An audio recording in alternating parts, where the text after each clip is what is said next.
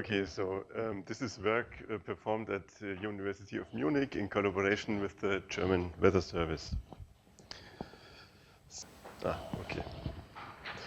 So why are we interested in visible and near-infrared satellite observations? So here's an example that's from the Himawari satellite. This 1 kilometer resolution.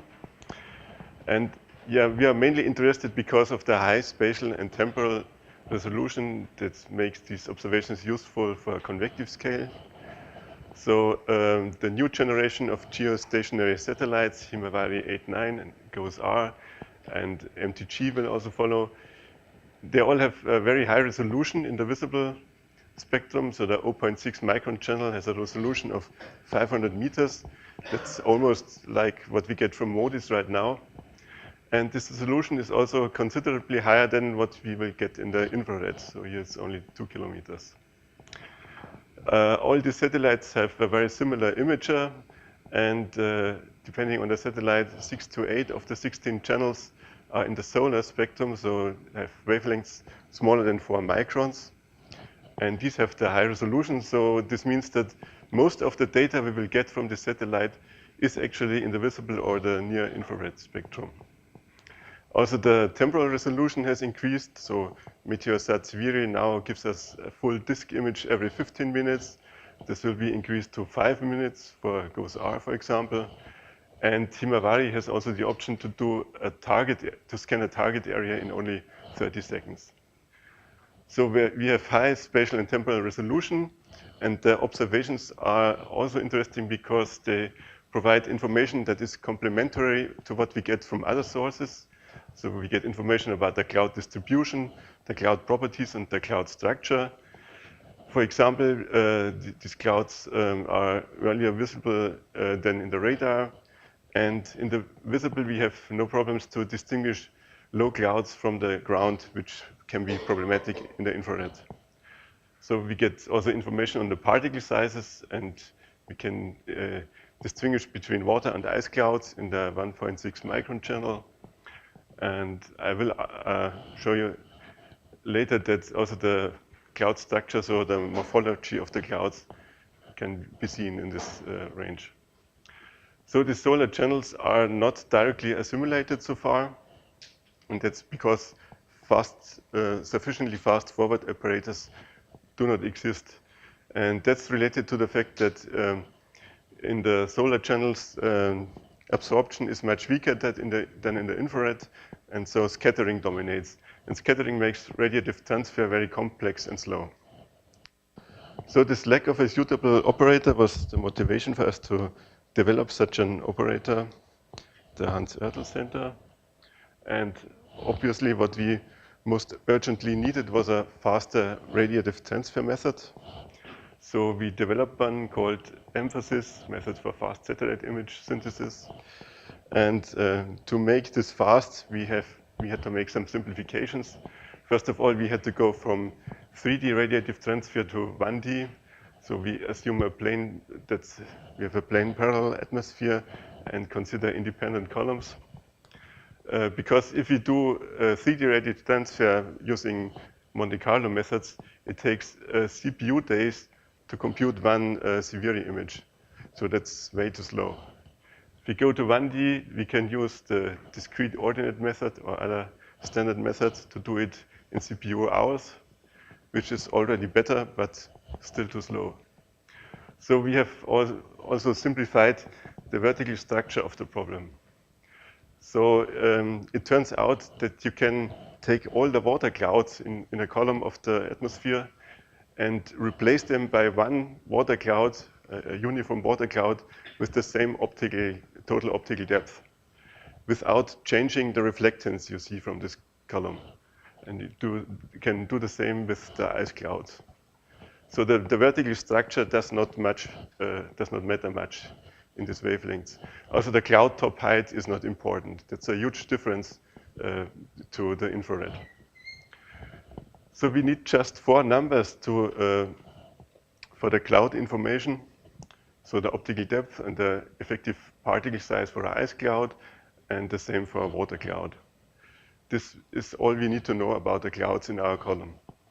And in addition, we need the surface albedo value and 3 angles that specify the geometry, usually the solar zenith angle, the satellite zenith angle, and the difference of the azimuth angles. So we have 8 parameters per column to specify our problem. And of course, this opens the possibility to just compute a lookup table, an 8-dimensional lookup table for the reflectance. And then you do not need to compute anything. You just look up the right reflectance. This can be done, and this has been done, and this brings down the effort to CPU minutes. There's just one drawback to avoid errors stemming from a 2-course resolution. The table has to be really huge, so about 10 gigabytes. And that's not useful, for example, for online operators. So we did an additional step and compressed the table to 20 megabytes using a truncated Fourier series. So that's basically the same trick you use in the JPEG computer graphics format. You do a Fourier transform, and then you throw away all the less important small-scale features. So there are some tricks involved here in this step. The most important was to use the scattering angle instead of this angle, which makes the table much more easy to compress. So I don't want to go into detail here. If you're interested, there is this publication. So what about the accuracy and the computational effort? So we compared emphasis to the discrete ordinate method for a test period in June 2012. And so emphasis just has this 8 parameters per column, whereas DIASOT can use the full vertical profiles. And you can see here the mean relative error is less than 2%. So the error of emphasis with respect to DIASOT. And this is good enough because the SEVIRI calibration error is already larger. So this is really sufficiently accurate.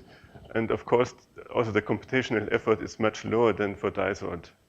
So for DIASOT, you need something like 2 times 10 to the minus 2 CPU seconds per column. For emphasis, it's 4 orders of magnitude faster. So this does not include things like computing the optical properties. That's just for the radiative transfer itself. And yeah, you could think about the impact of the compression on the performance. Actually, it does not cost any time. It makes things faster. Because if you have this giant table, you will get a lot of cache misses if you interpolate in this table. Whereas if you have a 20 megabyte lookup table, that's comparable to the CPU cache. And actually, for one satellite image, we need only a small part of this table. So we are efficiently using the CPU cache. Okay, the method has also been compared with an independent model. So RTTOF-DOM is an implementation of DIASOT developed by the numerical weather prediction satellite application facility, the branch at the Met Office. And DWD is now contributing to the NWP SAF. And in the framework of this collaboration, we did this comparison. And it turned out the reflectances for clouds agree really well. So this is an example.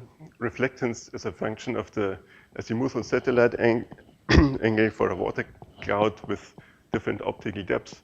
You see the lines are on top of each other. There are just some features that are not resolved, cannot be computed by each of the 2 methods, and that's related to the backscatter glory. So that's when you are really in backscattering geometry, you maybe have seen that these are these colorful rings you can see around the shadow of your plane on a cloud below. So this is an effect that depends on the width of the particle size distribution. And no model or parameterization at the moment can give you this information. So we have no chance to get this right. Okay, we've also found some small clear sky problems that can be repaired. So this was a useful comparison. So we have a fast and sufficiently accurate 1D radiative transfer solver. Is this enough? No, unfortunately it isn't, because we still have a lot of other error sources in the operator. So we are using approximation like doing 1D radiative transfer instead of 3D, and there may be inconsistencies between the operator and the model, for example, concerning the subgrid clouds, I will talk about in a minute. And there may also missing information, like in case of the backscatter glory. So these errors contribute to the errors in the synthetic satellite images, but of course also errors in the model state contribute. So we have here random errors like cloud displacement or systematic errors like a cloud cover bias. In the end, we want to reduce these random errors by data assimilation. And to do this efficiently, we have to get rid of the systematic errors. And the operator can help to detect the systematic errors, but only if we have all these errors under control. So we have to reduce these error sources. And in the following, I will talk about two new features in the operator that are intended to improve the accuracy and the consistency of the operator. And of course, we want to do this without degrading the high performance that we have with emphasis. So the first point is related to 3D radiative transfer effects. So what are we missing if we do only 1D radiative transfer? This is a real SEVIRI observation. So I used here the 0.6 micron channel for the red channel of this image and the 0.8 for the green channel, and blue is just the medium value. So you can see there's a lot of structure within the clouds, and the structure is only a small part of the structure is really related to variation of the optical depth or the effective particle radius. Most of it comes from the inclination of the cloud tops. So if you tilt the cloud top towards the sun, they become brighter. If you tilt them away, it becomes darker just because you distribute the same number of photons on a larger area. So this is probably the most important 3D effect. You can see a second one here. That's just cloud shadows. And this was in the early afternoon. Of course, if you have a larger solar zenith angle, everything becomes more extreme. So what can we do about the cloud top inclination? Actually, this can be accounted for in an effective way. So let's assume our cloud is just a tilted slab of droplets. Then you can just go into a different frame of reference. So you rotate your frame of reference, and you end up with a plain parallel cloud. And now this is almost a 1D RT problem. The only thing that is different is that now the ground is tilted.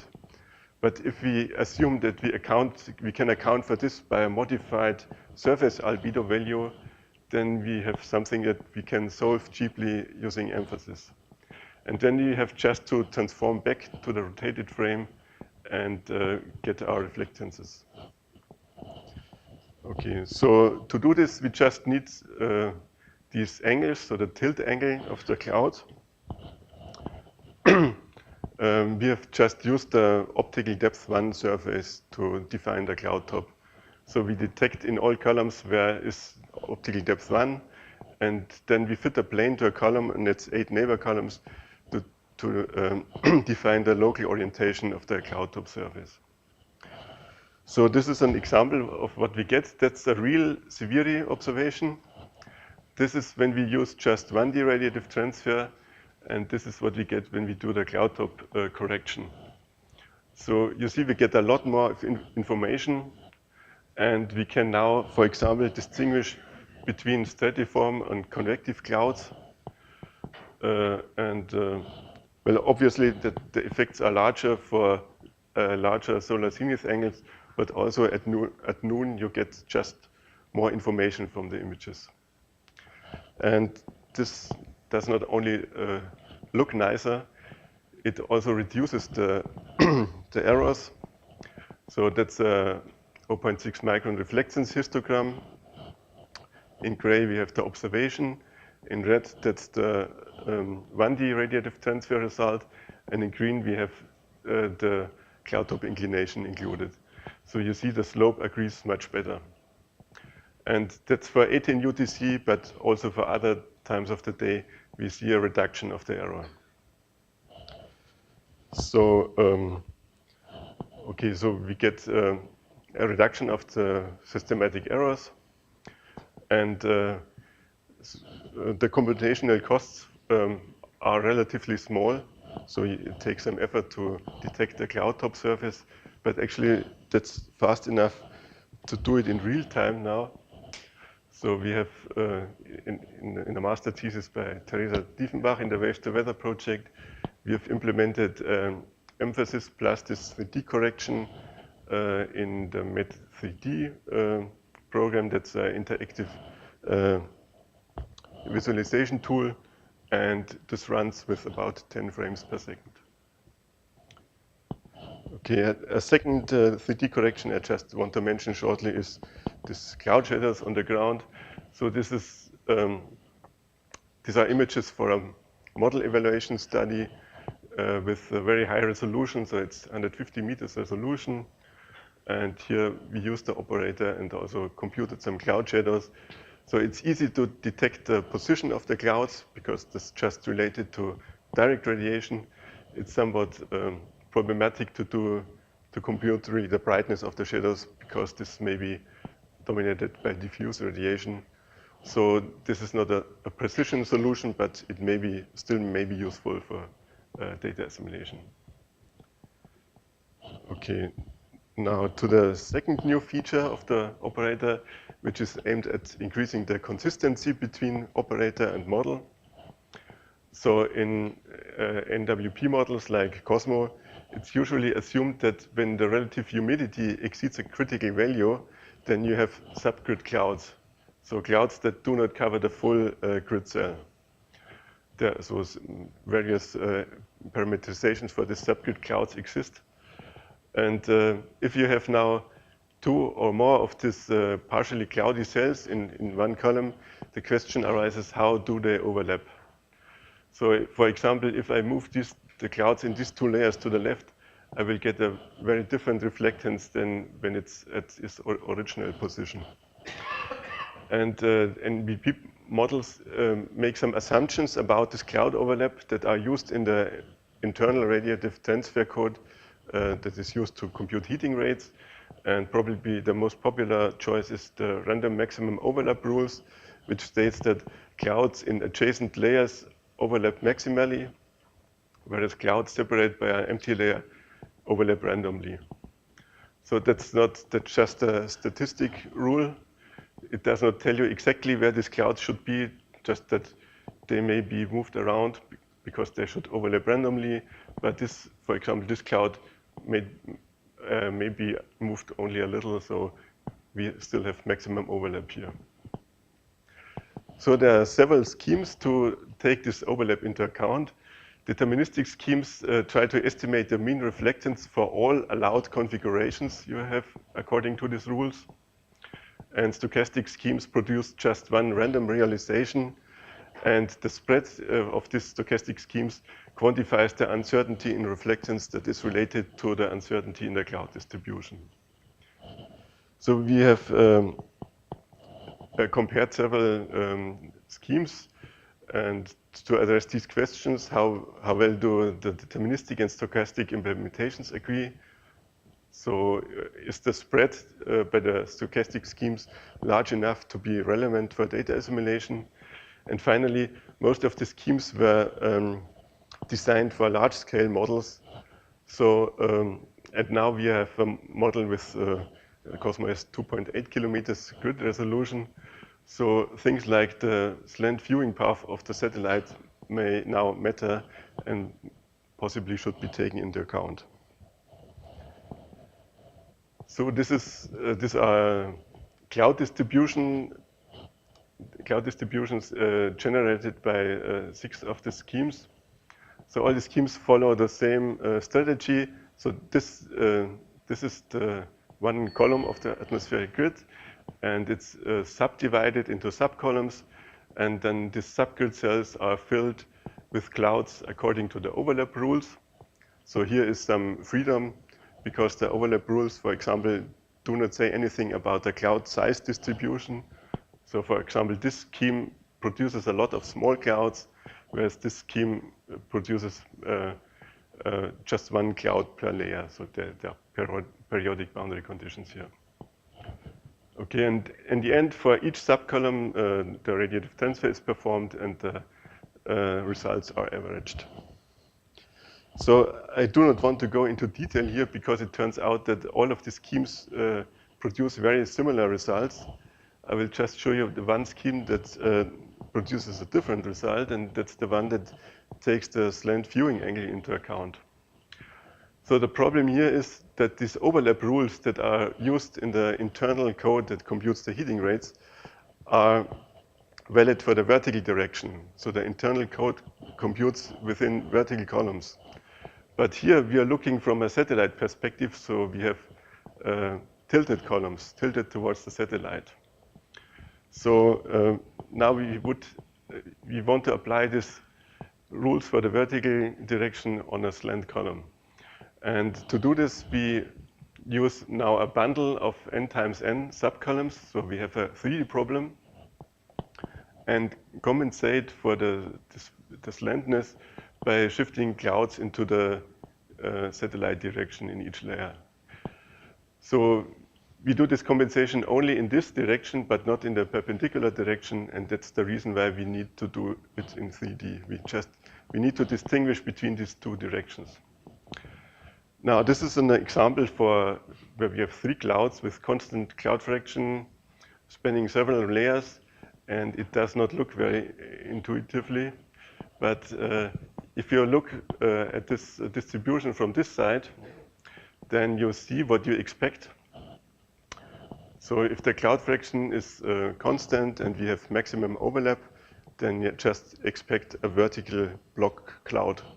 And here we see 4 clouds, but that's just due to the periodic boundary conditions. Actually, these are really 3 vertically oriented clouds.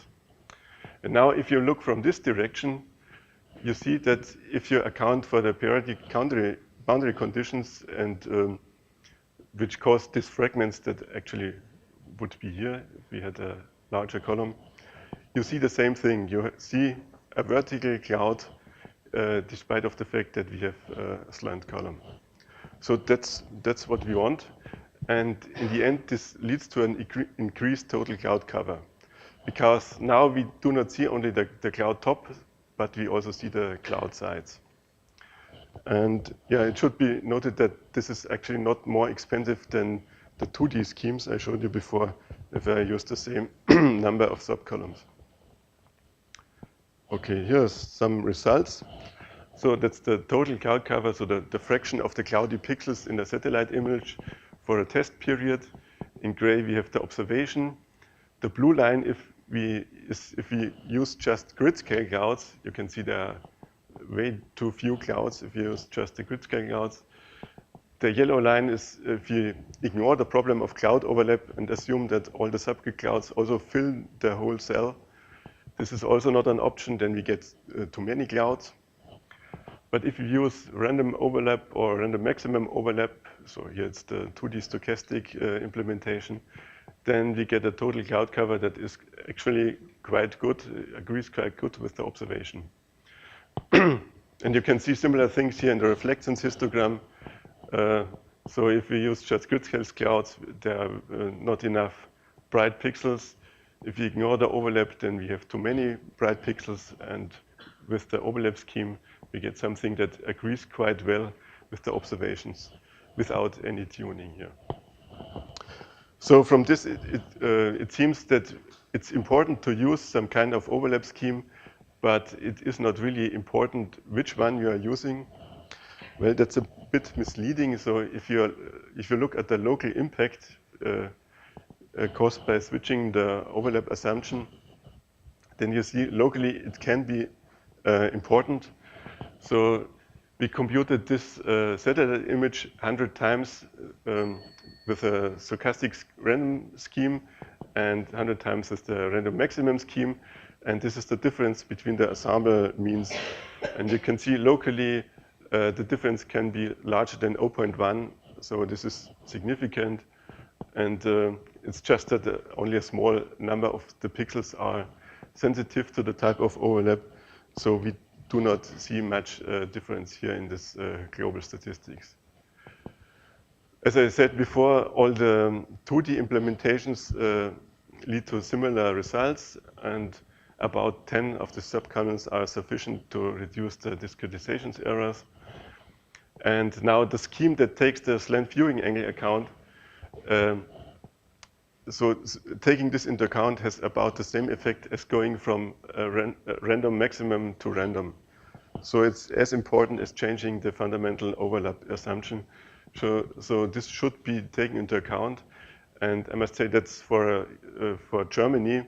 So if you go to higher latitudes, this effect will become more important. And for the spread, we see that it's relatively small and probably not important for data assimilation. Okay, I will just quickly, I wrote in my abstract that I would show you assimilation results, and I almost managed to get them, to finish them before the conference, but only almost. So these are all the results, and I just want to say we saw that in principle it works. By assimilating these visible observations, we were able to reduce the root mean square error and reduce the bias. And we've also found a positive impact on independent measurements. Here was GPS humidity measurements, but we haven't done much more. So we will, this is the next step, to do more experiments with the KENDA system of the German Weather Service, which is a LETKF. So to summarize, visible and near-infrared channels would provide important information. We have a fast and accurate 1D radiative transfer method now, and we have these two extensions of the method that increase accuracy and consistency. And the next step to do more assimilation experiments. Thank you.